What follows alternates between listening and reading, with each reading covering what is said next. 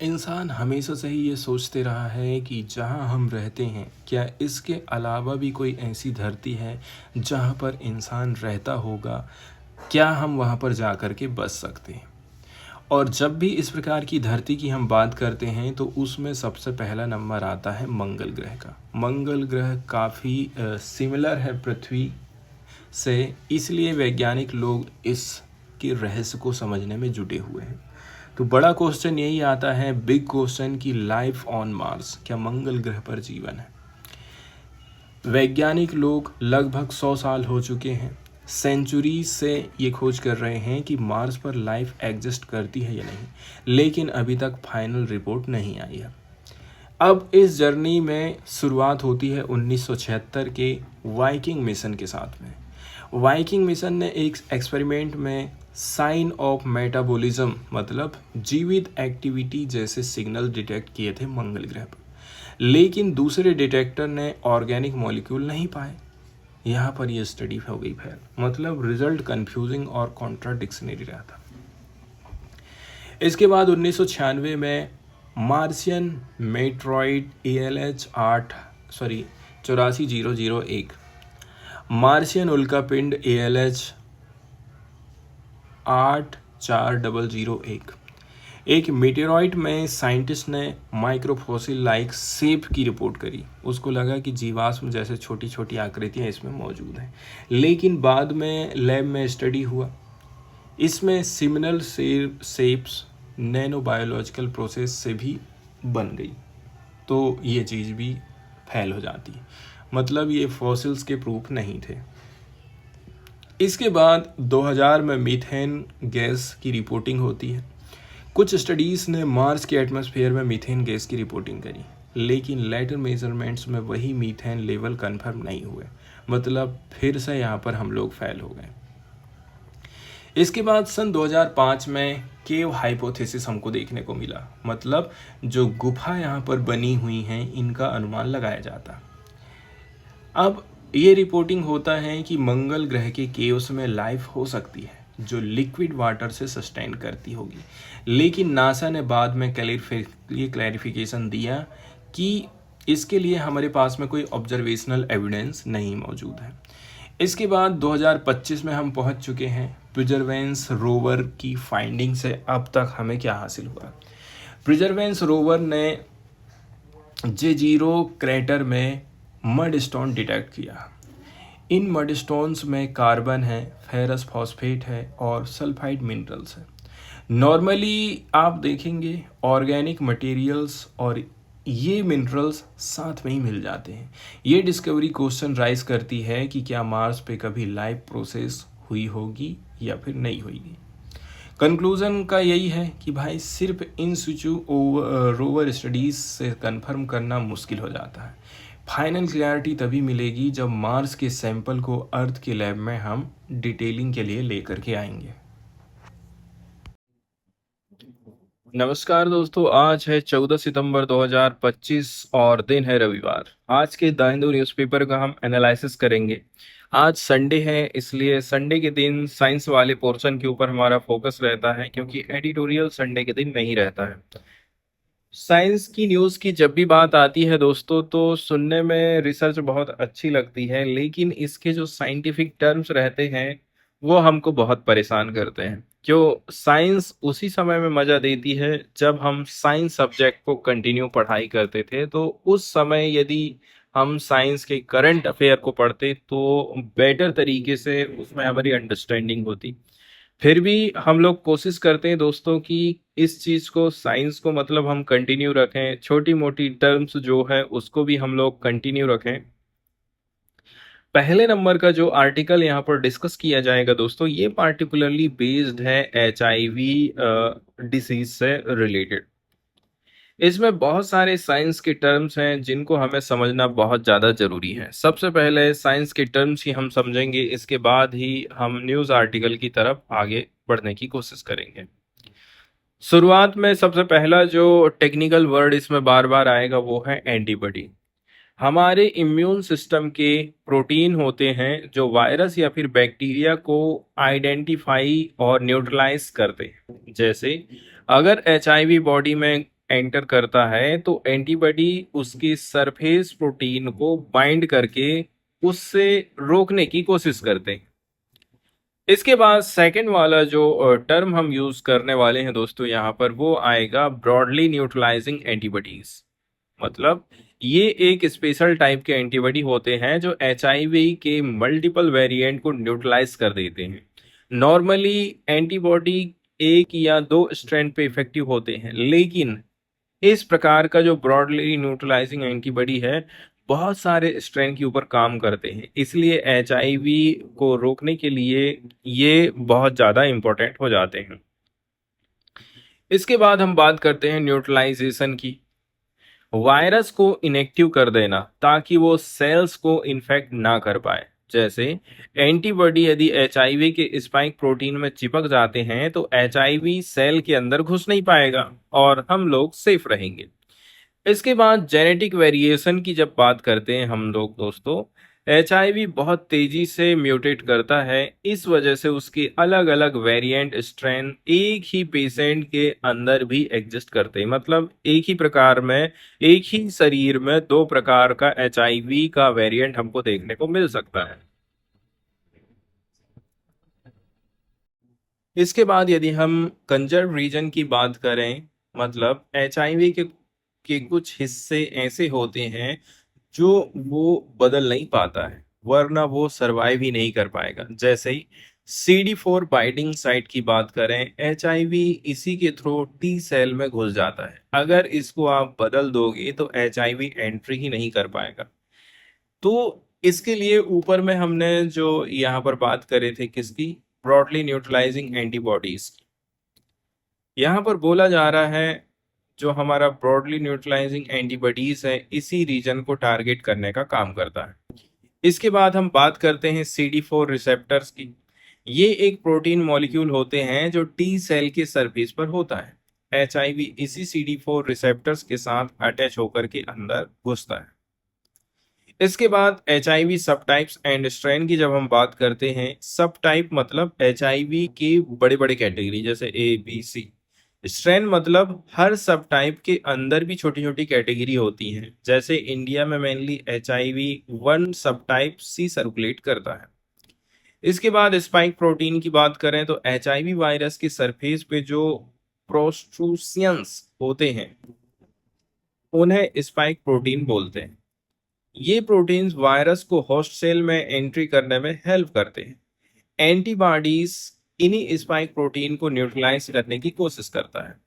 इसके बाद बात करते हैं ग्लाइकन की। शुगर मॉलिक्यूल है एक प्रकार से जो वायरस के सरफेस प्रोटीन के ऊपर लगे होते हैं। ये एक प्रोटेक्टिव सील की तरह काम करते हैं जो एंटीबॉडी को कंफ्यूज कर देते हैं। लेकिन कुछ एंटीबॉडीज ऐसे भी हैं जैसे कि V3 glycan targeting antibodies, specifically sugar region, इस प्रकार के जो शुगर रीजन है इनको टारगेट करके वायरस को न्यूट्रलाइज करते हैं। इसके बाद हम बात करते हैं पैसिव इम्यूनाइजेशन, मतलब निष्क्रिय रोग प्रतिरोधक क्षमता। जब रेडीमेड एंटीबॉडी डायरेक्टली पेशेंट को देते हैं ना, ताकि वो तुरंत प्रोटेक्शन पा सके। इसके बाद एंटीबॉडी कॉकटेल की हम बात करते हैं, जब एक से ज्यादा एंटीबॉडी को हम मिक्स करके एक थेरेपी बना देते हैं। अब हम चलते हैं और डिटेल में इस न्यूज़ वाले आर्टिकल की चर्चा करते हैं दोस्तों। तो मेनली देखा जाए ये वाला जो आर्टिकल है एचआईवी पर ही बेस्ड है कि कैसे करके हम उसको रोक सकते हैं। शुरुआत में बात करी जाती है दोस्तों, कुछ कुछ रिसर्च सामने आई थी, जैसे कि डिस्कवरी ऑफ B12 एंटीबॉडी 1994 का डिस्कवरी की यहाँ पर चर्चा कर रहे हैं हम लोग। 1994 में साइंस पत्रिका में एक रिसर्च आई जिसमें एक स्पेशल एंटीबॉडी B12 का जिक्र किया जाता है कि ये एक एचआईवी इन्फेक्टेड पेशेंट से आइसोलेट किया गया है। जब मल्टीपल पेशेंट के प्लाज्मा जिसमें बिलियंस एंटीबॉडी होते हैं इसको टेस्ट किया गया तो वो सिर्फ 3/12 पेशेंट के वायरस को न्यूट्रलाइज कर पाया, मतलब 12 में से 3 लोगों के ऊपर काम किया। लेकिन B12 सिंगल एंटीबॉडी ने 8/12 केस में वायरस को न्यूट्रलाइज कर दिया था, और वो भी सिर्फ प्लाज्मा की 1/5 क्वांटिटी के बराबर में। बाद में और भी ऐसे एंटीबॉडीज डिस्कवर हुए जो लो कंसंट्रेशन पर भी एचआईवी के मल्टीपल वेरिएंट को न्यूट्रलाइज करने का काम करते थे।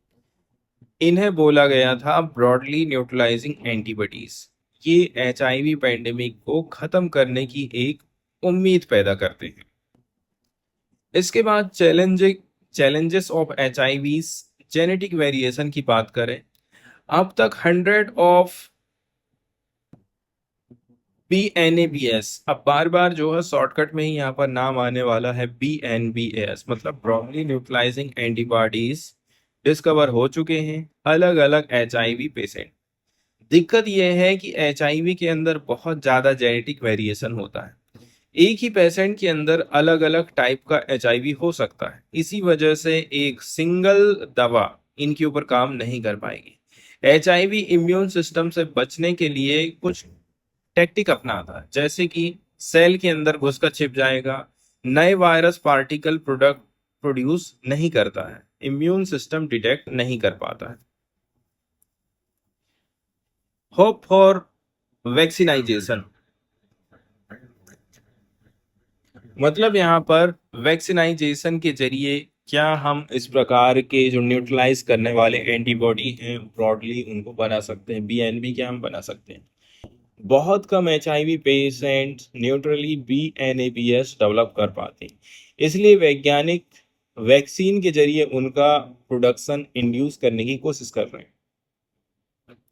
इस प्रकार के जो ब्रॉडली यूज किए जाने वाले एंटीबॉडीज होते हैं दोस्तों, न्यूट्रलाइजिंग करने वाले जो BNBs होते हैं, ये वायरस का जो कंजर्व रीजन है उसको टारगेट करने का काम करते हैं। एग्जाम्पल के तौर पर CD4 बाइंडिंग साइट की बात करें, एचआईवी इसी साइट का यूज करके T सेल में एंट्री करता है, वहां पर हमला करता है। इसके बाद हम सब टाइप एंड स्ट्रेन की बात करें, वायरस के अलग अलग रूप की। अब एचआईवी को हम सब टाइप में बांट देते हैं, सिमिलर हैं लेकिन नॉट आइडेंटिकल वेरिएंट है। हर सब टाइप के अंदर भी इननंबरेबल स्ट्रेन बहुत सारे होते हैं जो सर्कुलेट होते रहते हैं। दिक्कत यह है कि कोई भी सिंगल BNB सब स्ट्रेन को ब्लॉक नहीं कर पाता है, मतलब सबको एक ही तीर से हम शिकार नहीं कर सकते। इसके बाद रीजनल डिफरेंस इन इफेक्टिवनेस की जब बात करते हैं इंडिया और साउथ अफ्रीका की, तो जर्नल ऑफ बायोलॉजी में एक पेपर पब्लिश हुआ, एक जयंता भट्टाचार्य की टीम की तरफ से स्टडी में इंडिया और साउथ अफ्रीका के एचआईवी वेरिएंट पर 14 टॉप BNB टेस्ट करे गए थे। इसमें से क्या फाइंडिंग निकल करके आया है, इंडियन एचआईवी स्ट्रेन ज्यादा सेंसिटिव थे उन एंटीबॉडी के लिए जो कि V3 ग्लाइकन रीजन को टारगेट करते हैं। CD4 बाइंडिंग साइट एंटीबॉडीज भी इफेक्टिव थी लेकिन थोड़ी कम थी। जो antibody V1 V2 apex target करती हैं वो इंडियन स्ट्रेन पर बहुत वीक साबित हुई।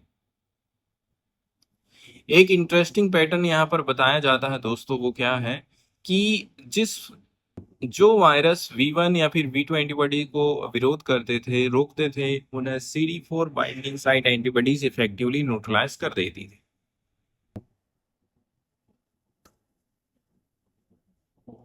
अब यहाँ पर नोवल एंटीबॉडी कॉकटेल की बात करी जा रही है, ठीक है।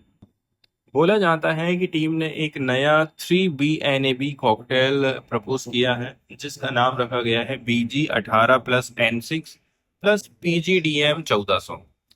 ये कॉम्बो इंडियन एचआईवी 1 स्ट्रेन काफी इफेक्टिवली न्यूट्रलाइज कर पाएगा, मतलब इंडिया में जो स्ट्रेन है एचआईवी 1 इसको काफी हद तक रोक पाएगा। इसके बाद यदि हम साउथ अफ्रीका और इंडिया में कंपैरिजन करते हैं, एचआईवी इंडियन जो एचआईवी स्ट्रेन है ज्यादा सेंसिटिव थे किसके, N6 1074 के एंड BG18 के लिए, लेकिन थोड़ा रेजिस्टेंस हमको देखने को मिला था CAP 256 VRC 26.25 के लिए।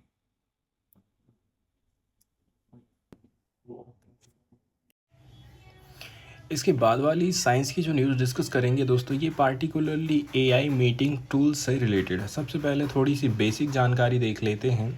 AI मीटिंग्स टूल ऐसे डिजिटल टूल्स होते हैं, सॉफ्टवेयर या फिर एप्लीकेशन हैं हमारे मोबाइल फ़ोन में अवेलेबल हैं जो एआई का यूज़ करके हमारी मीटिंग्स को काफ़ी आसान, प्रोडक्टिव और ऑर्गेनाइज बनाते हैं। ये टूल्स मीटिंग को सिर्फ रिकॉर्ड ही नहीं करते हैं बल्कि कई तरह की स्मार्ट सुविधा भी दे देते हैं, जैसे कि ऑटोमेटिक ट्रांसक्रिप्शन, मतलब मीटिंग में जो भी बोला जा रहा है ना उसको टेक्स्ट में कन्वर्ट कर देना। जैसे कोई अंग्रेजी में बोल रहा है ना तो वो उस चीज़ को आपका ऐप इंग्लिश हिंदी मिक्स करके या फिर हिंदी में आपको बता देगा, नोट बना देगा। इसके बाद समरी आपको प्रोवाइड कर सकता है। पूरी मीटिंग सुनने की बजाय एआई आपको शॉर्ट समरी प्रोवाइड कर देता है। एक्शन आइटम्स निकालना, मतलब कौन सा काम किसे करना है, क्या डेडलाइन है, एआई खुद आइडेंटिफाई करके एक्शन लिस्ट बनाता है। इसके बाद रियल टाइम ट्रांसलेशन, अगर मीटिंग अलग अलग भाषाओं के लोग बैठे हैं इस मीटिंग में तो ये टूल्स उनकी बातों को ट्रांसलेट कर देते हैं। इसके अलावा वॉइस एंड वीडियो एनालिसिस भी कर सकते हैं। पार्टिसिपेंट्स की टोन, एंगेजमेंट एंड सेंटीमेंट को एनालाइज करके बताता है कि मीटिंग कितनी इफेक्टिव रही है। इसके बाद integration with platform, Zoom, Google Meet, Microsoft team जैसे प्लेटफॉर्म में इंटीग्रेट ये हो जाते हैं। इसके लिए बहुत सारे ऐप हैं जैसे कि Otter AI, Fireflies AI, Krisp AI, Notion AI, Microsoft Copilot.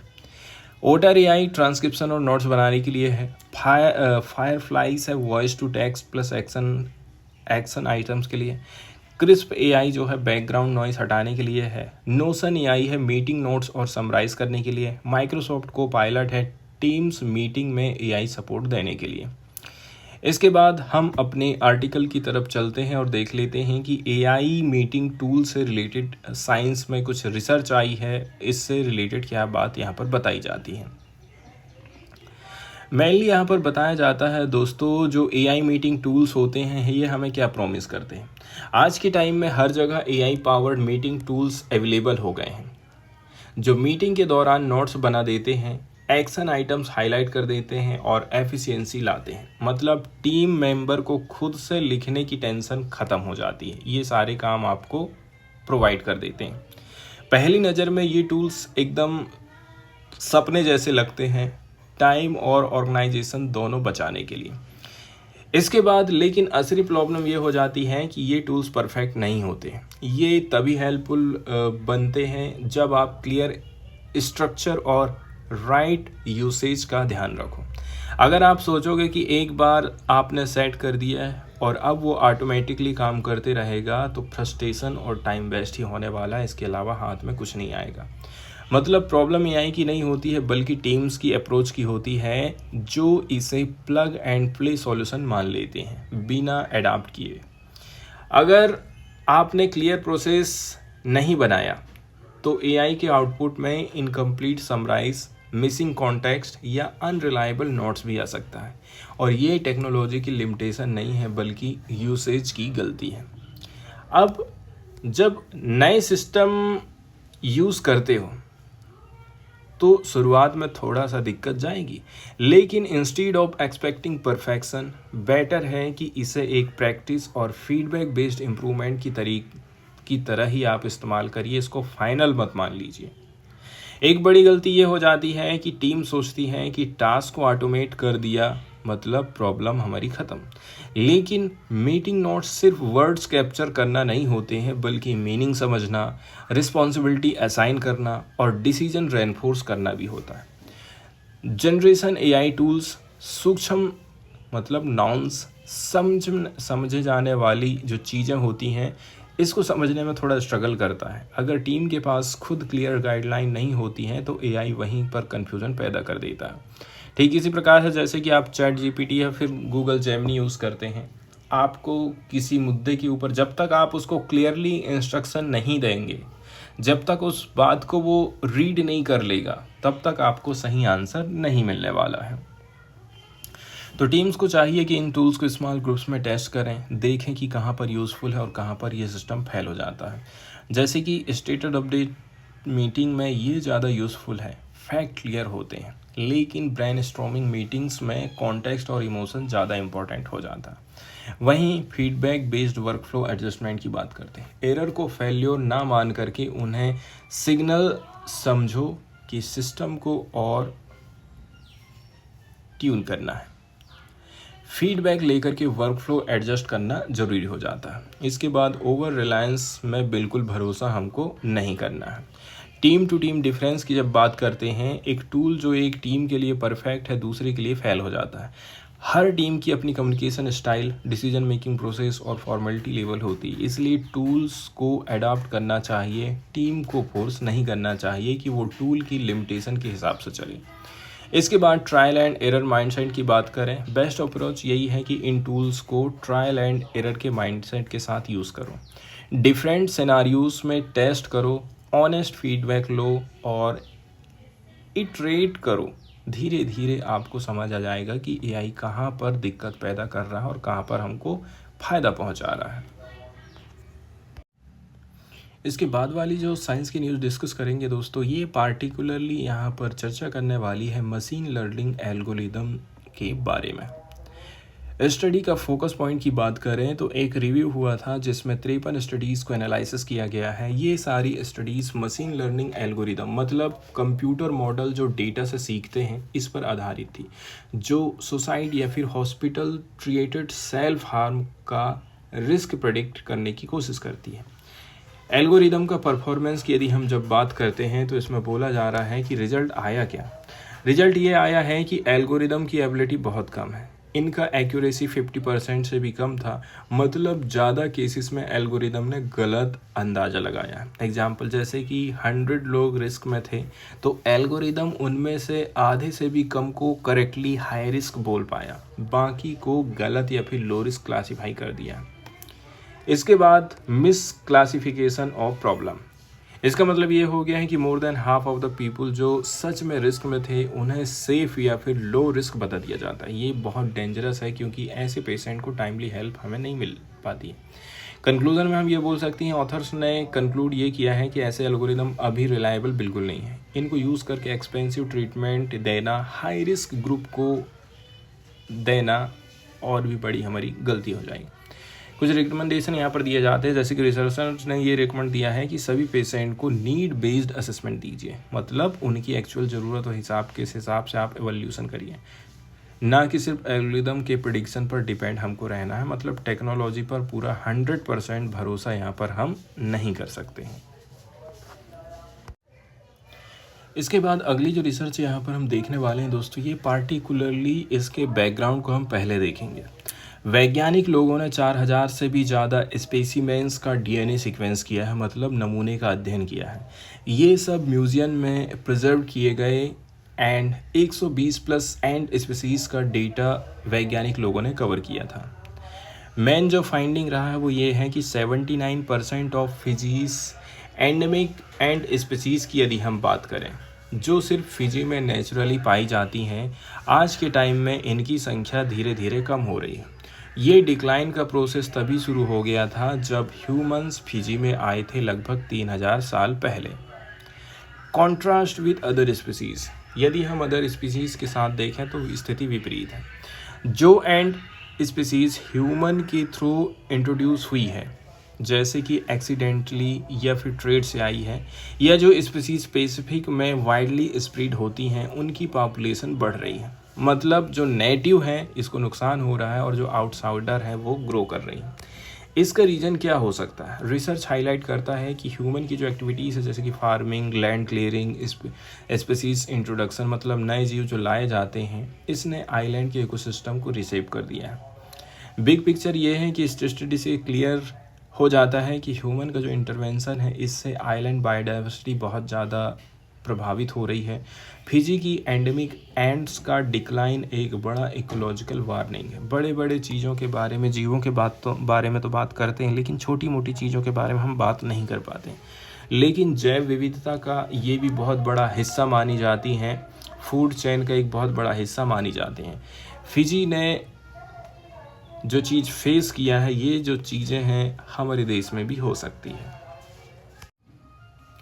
इसके बाद वाली जो न्यूज़ आई है दोस्तों, ये बहुत ज़्यादा इम्पॉर्टेंट है। आज के टाइम में एक तो बच्चों की डिलीवरी, मतलब से बच्चों का जन्म होना एक मुश्किल काम है। मतलब आसानी से प्रेगनेंसी आती नहीं है, प्रेगनेंसी आ भी जाती है तो कई बार क्या होता है, मिसकैरेज हो जाता है।